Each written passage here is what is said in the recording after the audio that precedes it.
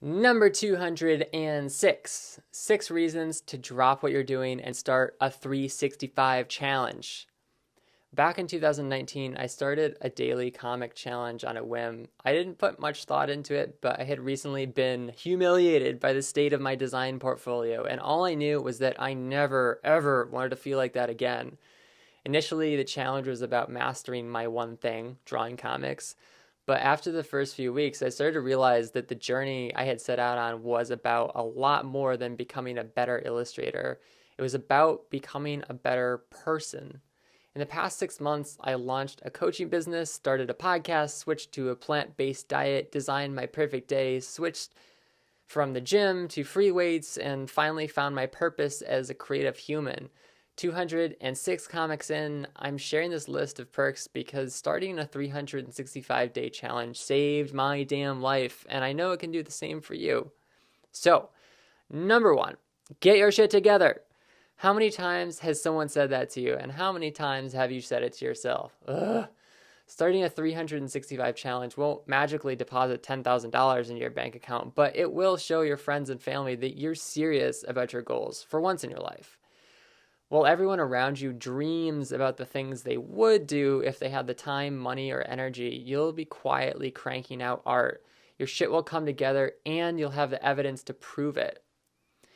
Number 2, tracking 10,000 hours. In his book Outliers, Malcolm Gladwell talks about how experts around the world all have one common characteristic: time.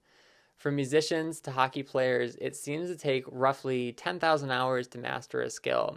If you're doing a little of this and a little of that, it's impossible to track your progress, but a daily challenge makes it really simple.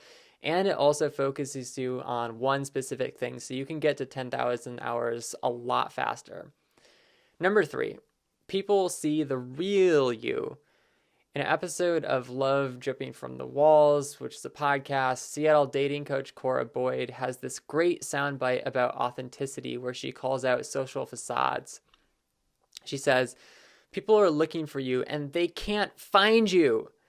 When I started my challenge, I was afraid to talk about controversial topics like psychedelics, BDSM, and mental health, but when I decided to be 100% honest, people came out of the woodwork to tell me how much they love my comics and how much they resonated with them. It felt really good to tell the whole truth.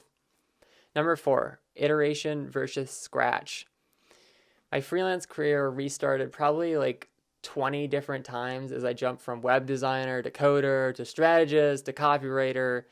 And the sad fact is that a lot of people waste their entire lives doing this. They never settle on one thing. It's like Shia LaBeouf says in that Just Do It video. If you're tired of starting over, stop giving up.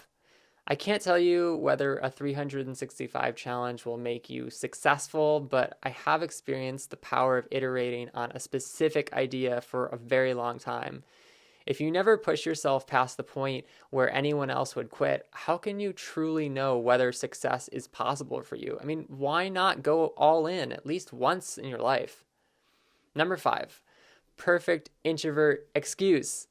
Saying no to things you don't want to do is one of the hardest parts of being an introvert. It's exhausting to constantly be defending your time and energy, but a 365 challenge is the perfect excuse for any situation.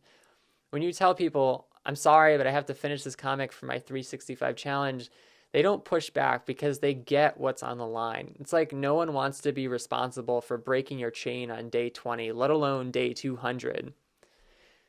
Number 6, final perk of doing a challenge: library of reusable content. When I used to write blog posts as a web designer, I would always fill them with stock photos and memes, but the true genius of a 365 challenge is that by the end, you'll have 365 pieces of your own content. You can use this evergreen artwork, writing, music, whatever, for the rest of your life whenever you need it.